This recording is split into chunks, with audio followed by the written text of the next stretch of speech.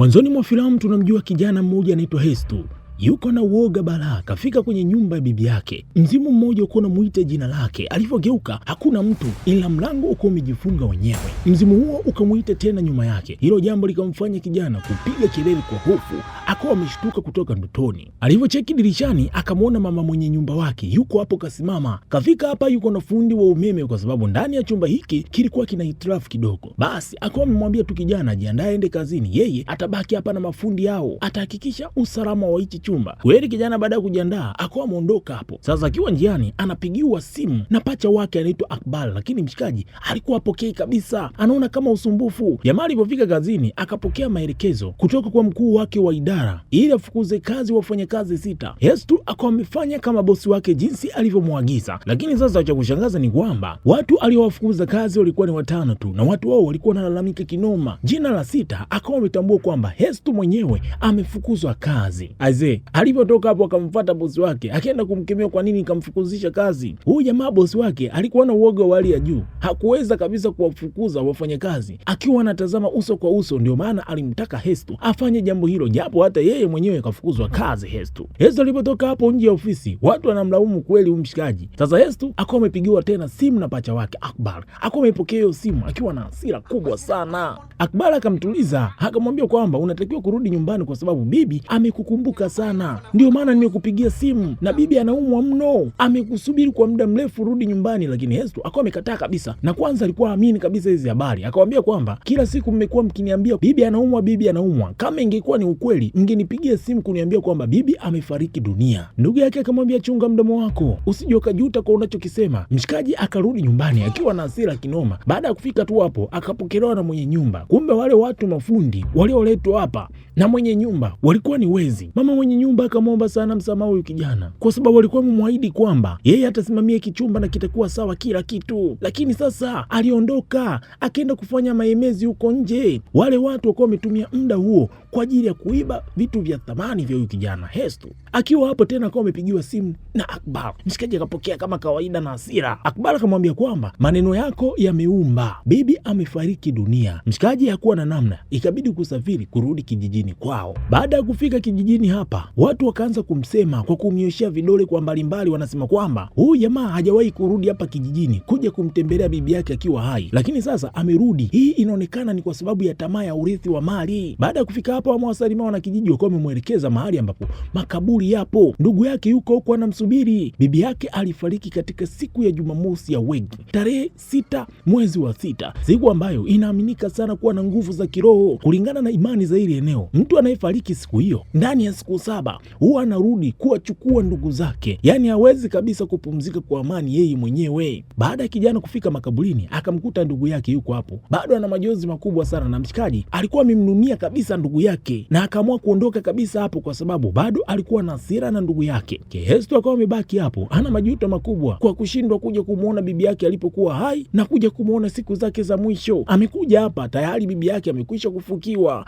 Akiwa hapo anamuomba radhi bibi yake, analia. Mara akaanza kuona kuna kaupepo fulani hivi kanapigwa eneo hili, akawa ameshikwa na hofu, akanyanyuka. Mara akasikia kama bibi yake anamsogelea nyuma, huku akiwa anamuita jina lake. Alivyogeuka bibi katoweka. Mara akawa amemtokea ana kwa ana, jambo lilomfanya kijana kupoteza fahamu. Anakuja kupata fahamu, mbele yake kuna kijana mmoja anaitwa Kotrick. Huyu jamaa alikuwa ni mshikaji wao tangu utotoni, lakini alikuwa ni mbabe kinoma. Sasa hapa akawa amemfahamu tena binti mmoja anaitwa Nisa. Huyu ni msichana ambaye Hestu alikuwa anampenda sana tangu utotoni mpaka hivi leo. Nisa akajaribu kuwaunganisha tena Hestu pamoja na Akbar, akiwaambia kwamba wao ni mapacha, wanafaa kushirikiana badala ya kugombana. Sasa alichokuwa anakilaumu Akbar ni jitihada zake kupambana kumtafuta ndugu yake, lakini ndugu yake ni kana kwamba alikuwa anampuuza, alikuwa mpi ushirikiano wa aina yoyote. Binti akawa amepambana sana kuwaunganisha hao watu ili wasiendelee kugombana. Usiku huo ukawa ni usiku wa kumbukumbu sana kwa Hestu. Akakumbuka jinsi ambavyo bibi yake alikuwa anamlazimisha kusoma kila wakati. Wakati huo huo yeye alikuwa anamuona ndugu yake Akbar anaonekana kupendwa sana na huyu bibi, kwa sababu alikuwa anasifiwa muda wote kwa kipaji chake cha kuchora. Kijana akiwa kitandani akasikia kengele. Alivyotoka kwenda kuangalia, akaona kweli kengele iliguswa na mtu. Sasa akiwa hapo akasikia kama kuna mtu anafagia nje. Kuchungulia akamuona bibi yake yuko bize kufagia uwanja. Alivyofungua akamuona tena bibi kasogea hapo kabisa. Alivyorudi nyuma kwa hofu, bibi yake yuko nyuma. Halo, kijana akapiga kelele akiwa anamuita ndugu yake, nimeona mzimu, nimemwona bibi, nimemwona bibi. Akubali kuamini kabisa haya mambo. Akawa amemtimua kabisa, kwa sababu huyu mshikaji alitaka kabisa kulala kwenye chumba chake. Akawa amemfukuza, nenda kalale kwenye chumba chako huko, hakuna cha mzimu wala nini. Sasa baada ya yeye kulala, anakuja kufumbua, anahisi kama mbona kaa kuna kitu hapa. Kutazama mbele yake, kweli akamwona bibi yake kalala hapo. Halo, jamaa akawa ametoka hapo mbio kwenda kwa ndugu yake. Kufika hapo chumba kitupu, kuangalia kwenye kabati, mshikaji akawa amelala kwenye kabati. Akamwambia kwamba nimeona mzimu, nimeona mzimu. Mara mlango ukajifunga, umeme ukasepa, bibi akawa amejitokeza hapo, kisha akawa ametoweka.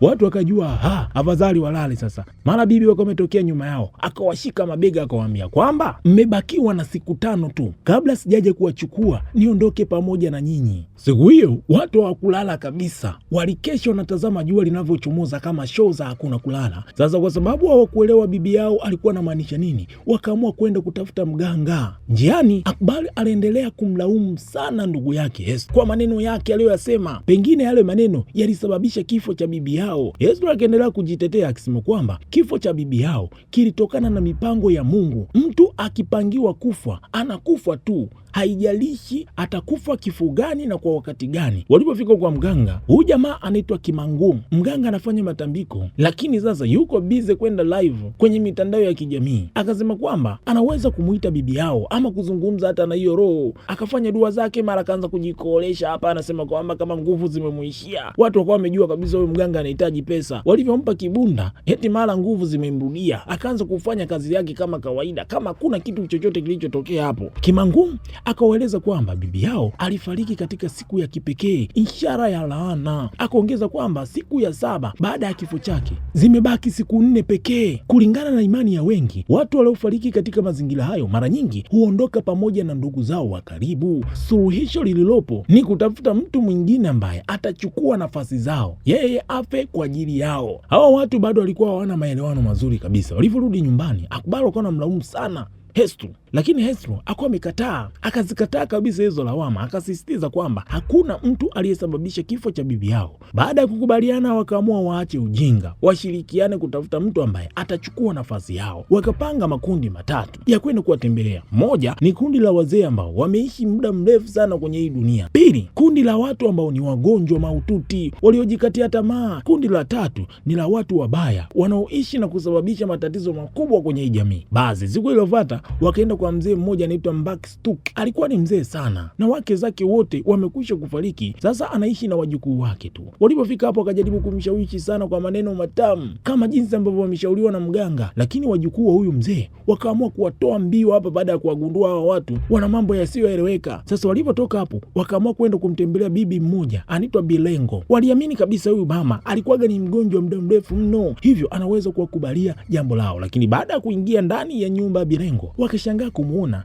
amepona na sasa anapenda kufanya mazoezi kuliko vitu vya aina yote, yaani yuko njema kuliko. Bilengo akawakaribisha na akawapa kinywaji maalum ambacho yeye alikitengeneza. Kabla hawajamuelezea lengo lao la wao kuja hapa, Nisa akawa mawasili hapa, kamletea keki huyu mwanamama. Nisa alikuwa ni mtu mwenye moyo wa kipekee sana. Alikuwa akiwasaidia wazee wa hili eneo na kuwatembelea, kuzungumza nao na kuwashirikisha katika shughuli mbalimbali. Kutokana na uwepo wa Nisa, Esther pamoja na Akbar walishindwa kabisa kuelezea mpango wao, hivyo wakaamua kuaga. Lakini wakiwa hapo, wakawa wametambua kwamba kinywaji walichopewa kunywa ni kinywaji ambacho kimetengenezwa na kuvundikwa viumbe wa kutambaa. Hili jambo walivyoliona, alafu na Bilengo anawaambia kwamba awaongezee kinywaji. Aise, watu walikuwa wanajizuia kutapika hapa, wakawa wameamua kuaga na kutoka nje kwenda kutapikia huko, wasije kutapikia ndani kwa watu. Waliporudi nyumbani, wakakuta ujumbe unaosema kwamba wamebakiwa na siku 4 pekee kabla bibi ajaje kuwachukua akaondoka nao. Kwa hiyo wakaamua kulala wote chumba kimoja, wakaanza kukumbushiana stori zao za utotoni. Wakakumbuka kwamba siku moja kuna mmoja kati yao aliwahi kuanguka kwa kupiga kichwa shambani, lakini kila mmoja akakataa kusema kwamba ni yeye.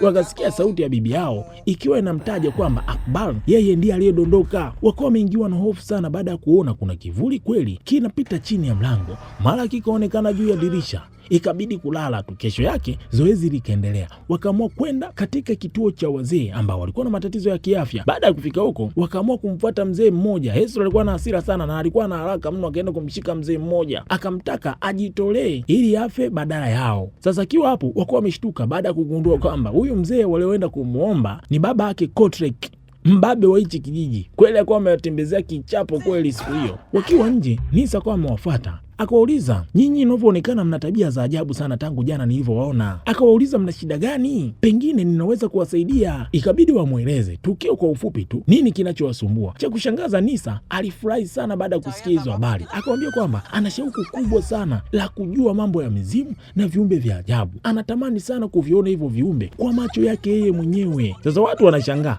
wenyewe wanatamani kuona, lakini Nisa anatamani kuona. Wakiwa hapo, Nisa akawa ameitwa na kiongozi wake, hivyo akawa amewachia jina la akaunti yake mtandaoni ambayo inahusika sana na masuala hayo hayo. Walivyoangalia kweli, wakawa wameona kwamba Nisa anapenda sana kujua vitu kama hivyo. Wakawa wameona kama huyu binti anaweza kuwasaidia kuliko yule mganga wao. Hili lilikuwa ni wazo la Hestu kwamba wamwamini sana binti Nisa. Pengine labda ni kwa sababu huyu jamaa anampenda sana huyo binti, lakini Akbar akawa na wazo tofauti. Akapendekeza kwamba wampate Kotrek awe mbadala wao kwa sababu alikuwa anawasumbua sana tangu utotoni mpaka umri huu. Usiku huo kweli wakaamua kumfuata Kotrek ili kwenda kujaribu kumshawishi. Sasa mshikaji alikuwa sehemu ambapo anakutana sana na marafiki zake. Sasa wakiwa hapo wanajipanga namna ya kwenda kuzungumza na huyo mshikaji, wakachukua karatasi ambayo ilikuwa na maelezo ya namna ya kwenda kuzungumza na huyo mshikaji, lakini hiyo karatasi maandishi yakawa yamebadilika kabisa. Maandishi yameandika kwamba bado siku 3 pekee na bibi yao akawa amewatokea hapo. Jamaa wakawa wameingia ndani kwa fujo. Sasa baada ya kuingia ndani wakiwa na hofu na makelele, wakaanza kuzungumza na Kotrek. Sasa Kotrek ni kuwatembezea tu makofi. Wakiwa hapo wana hofu, Nisa akawa amewapigia simu. Kotrek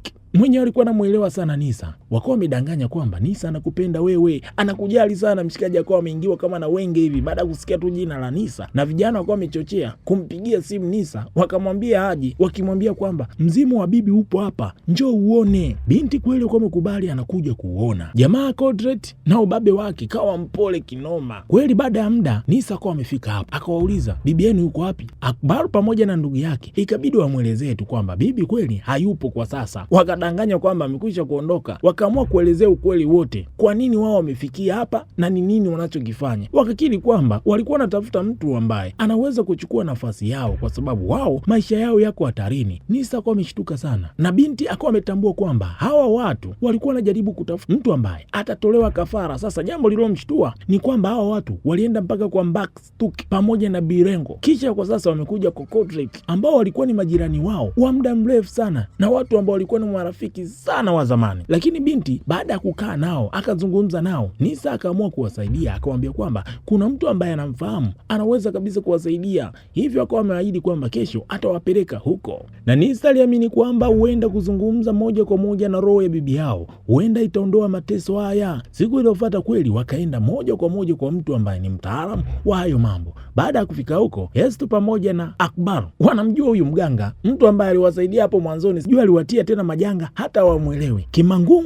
baada ya kufanya tambiko lake la kichawi akawaambia kwamba roho ya bibi yenu imekataa kuja kwa sababu mmebakiwa siku chache sana. Akawa ameamua kuwapa njia nyingine, akawapa hirizi maalum za kuita na kufukuza mzimu kwa pamoja na vifaa vya kufanyia tambiko makaburini huko. Jamaa akawaambia kwamba hii ni kiboko sana. Hestu, Akbar, Nisa na Kotrek wakaenda moja kwa moja katika kaburi husika la bibi yao Hestu. Nisa akaweka mishumaa na kurudi kwenye simu. Ni mwendo wa kurekodi tu, ni mambo ya live tu hapa. Ndugu Akbar pamoja na Hestu wakaanza tambiko mara moja, wakacheza kama jinsi ambavyo walivyoelekezwa na mganga. Sasa wakiwa hapo, kuna jamaa mmoja alikuwa anapita hapa anaitwa Michael, akaamua kurekodi kabisa kwa manufaa na matumizi yake mengine. Akbar na ndugu yake walipiga tambiko hilo. Baada ya muda upepo mkali ulikuwa umevuma hapa na kuzima mishumaa yote.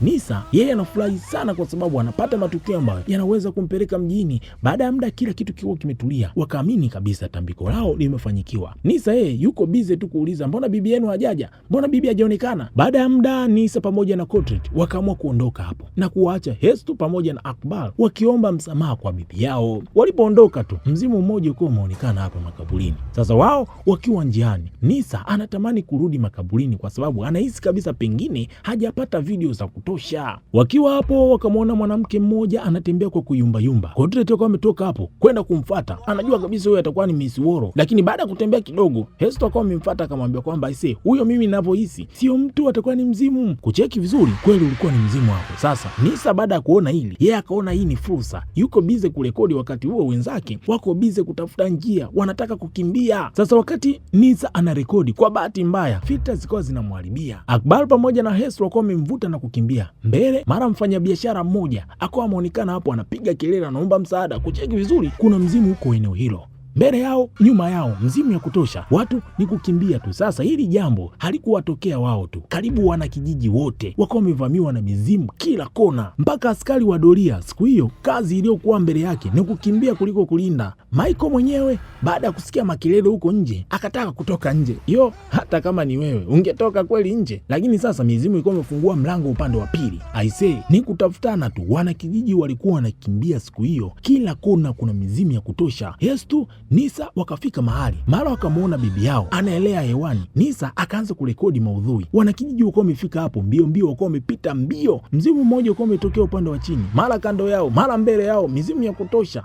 Nilichompendea Nisa, akipata nafasi ya kurekodi video anarekodi vizuri mno. Wakafika mahali ambapo wanakijiji wote walikimbilia hili eneo kwa ajili ya usalama, kila mmoja ana hofu. Nisa akaonesha video ambayo inaonesha namna ya kutuliza na kufukuza mizimu. Ndani ya dakika 5 tu akawa anawaeleza kitu cha kufanya. Mara wakawa wamesikia kuna hodi, wakawa wamemtuma mmoja akafungue, katumwa kama chambo, lakini baada ya kufungua ni yule mfanyabiashara wa troli ndo kafika hapo. Michael akawa ameonesha video ambayo aliwarekodi kina Nisa wako makaburini huko, wako bize kufanya tambiko. Hivyo watu wote wakaanza kuamini hawa watu ndio walioleta mizimu kwenye hichi kijiji. Mkuu wa kijiji akasema kwamba kuna imani ya hapo zamani kuhusu mtu aliyefariki katika tarehe na wakati wa laana, na kuonya kama hili tatizo halitatatuliwa kabla ya mapambazuko, kijiji chote kitakuwa ni makazi ya mizimu milele na milele. Wana kijiji kusikia hivyo, kuna mtu alitamani nafasi yake ichukuliwe na mzimu.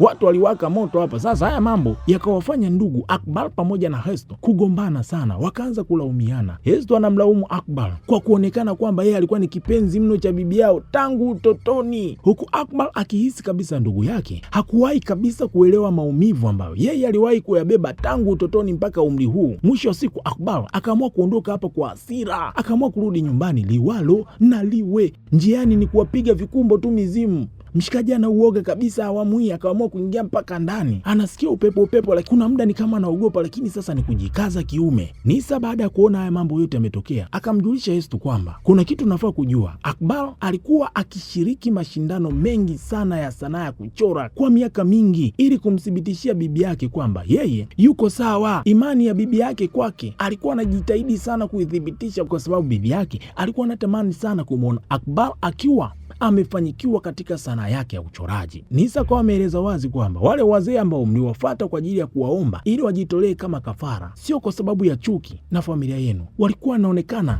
kukubali kabisa kuwasaidia nyinyi. Wakiwa hapo, mara yule mganga kwa amepiga simu video call, anasema kwamba jamani, mnisamee, nilichanganya hirizi pamoja na hilo tambiko mlilofanya, tumekosea, tunaweza kusahihisha. Mmeita mizimu badala ya kufukuza mizimu, ndio sababu viumbe hivyo vimetangatanga kwenye hichi kijiji. Akaomba warudi mara moja ili arekebishe hilo jambo. Nisa akamwomba Hestu arudi nyumbani ili aende kupatana na ndugu yake kwanza wayamalize. Muda huo wao wakawa wamepanga kwenda kwa mganga. Kweli bana, upande wa Akbar mara anaona kuna kivuli kinatembea, kiji upepo kikatokea hapo mbele yake. Mara bibi yake Akbar akawa amefumba macho, ila mzimu hautoki. Muda huo Hestu akawa amefika hapo, ule mzimu uko umetoweka. Hestu akaanza kumtafuta bibi yake tena, mara bibi akawa ametokea mbele yao, akawasogelea kabisa mdogo. Madogo akawa amejua kabisa hapa kilichopo ni inna lillahi, wameshakufa. Wakaomba sana radhi, lakini mzimu yuko kimya tu, anawasogelea tu. Ukawashika masikio, ukawabinya, ukawaambia nyinyi wajinga wapumbavu, kwa nini mnakuwa wapumbavu namna hii? Muda huo sasa,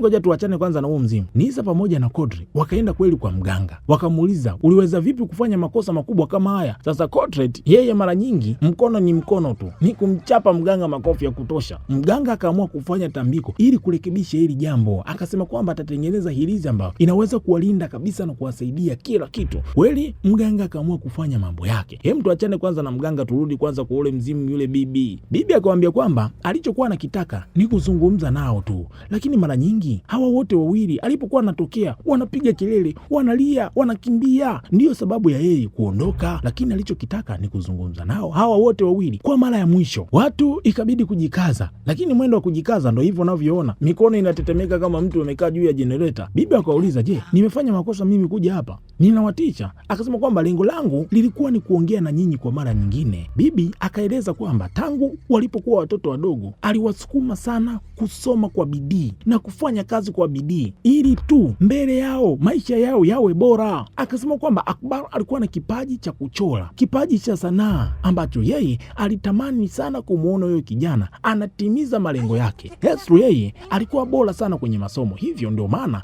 alikuwa anapambana sana Hestu asome kwa bidii ili afanye vizuri kwenye masomo yake. Yeye aliamua kuwekeza nguvu sana kuwapambania hawa watoto wawe na maisha bora kwa sababu wazazi wao wamekwisha kufariki. Akawa ameeleza wazi kwamba hakuna mtoto hata mmoja ambaye alimpenda kuliko mwingine, wote alikuwa anawapenda kwa usawa na alikuwa anapambania kwa ajili ya maisha yao. Bibi yao alikumbuka jinsi alivyozunguka siku moja na kupata habari kwamba Akbar hakupokelewa katika chuo cha sanaa. Alichokuwa na matumaini sana huyu bibi kwamba mtoto huyo siku moja atachaguliwa na ataenda huko na atafanya vizuri sana. Pia akakumbuka kwamba Hestu ambaye aliona kama bibi yake alikuwa anampenda sana, mara nyingi hilo lilimfanya awe analala akiwa amekumbatia picha ya wazazi wake. Hili jambo bibi alikuwa anajua kabisa, na alijua kabisa huyu kijana anaona kama anampenda sana ndugu yake kuliko yeye. Baada ya kujua haya mambo yote, vijana walilia, wakatambua ukweli kwamba bibi yao alikuwa anawatakia mema tangu wakiwa watoto. Hestu akawa amekiri kwamba hakurudi nyumbani kwa muda mrefu kwa sababu alikuwa na majuto ndani ya moyo wake. Yeye mwenyewe aliona kuna vitu haviko sawa hapa nyumbani, na kwa sasa amerudi nyumbani, lakini ni kwa aibu kwa sababu kafeli alikokuwa ameenda, kafukuzwa kazi na hana hata marafiki. Akawa ameomba radhi sana kwa bibi yake. Akbar na yeye akawa amefunguka na akazungumza maumivu yake yote. Wote wawili wakawa wameombana msamaha na wakaomba msamaha sana kwa bibi yao. Bibi yao akawaambia kwamba hawapaswi tena kuishi kwa kutafuta matarajio ambayo hayawafurahishi, badala yake wanapaswa kufurahia maisha yao na kubeba mizigo yao kwa pamoja kama ndugu. Baada ya bibi kuona hawa watoto wamepatana, bibi